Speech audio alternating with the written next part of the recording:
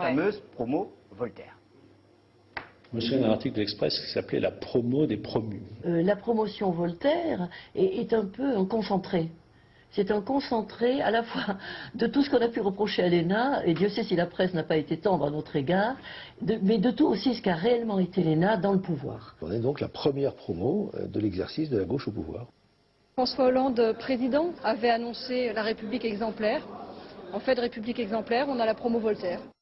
Drôle de destin justement pour ses camarades de la même promotion de l'ENA. Pour en parler, l'un des réalisateurs de ce documentaire. Bienvenue Samir Tounsi sur ce plateau.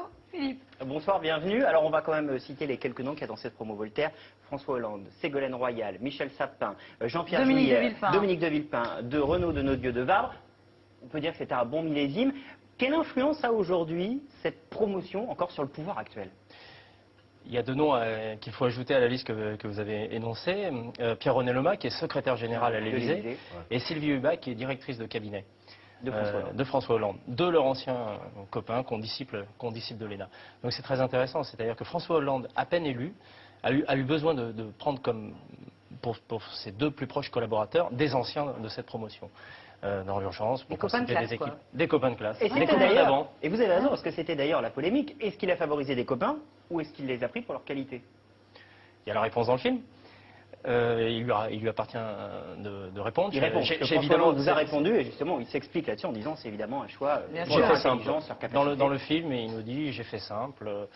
Jean-Jacques Augier, maintenant bien connu pour d'autres raisons, que nous avions rencontré, nous avait dit. C'est le fameux trésorier, voilà. Si vous avez loupé un wagon. Nous avait pris une métaphore sportive. Il a dit, c'est comme un match de l'équipe de France, vous avez un match très difficile à jouer face à la crise.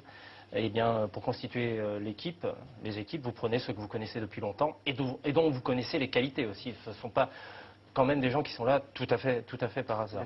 Voilà. Mais il ne m'appartient pas de répondre. Nous avons essayé de le faire, entre autres, pendant 52 minutes. Mais c'est vrai que François Hollande n'est pas le seul. Dominique de Villepin, Premier ministre, son directeur de cabinet, était un voltairien. Pierre Mongin, Renaud de Nodieu de Vabre, pareil. C'est-à-dire que assez systématiquement, quand les anciens de la promo sont nommés à des postes importants, ils prennent comme collaborateurs des anciens de la promo. Les anciens camarades.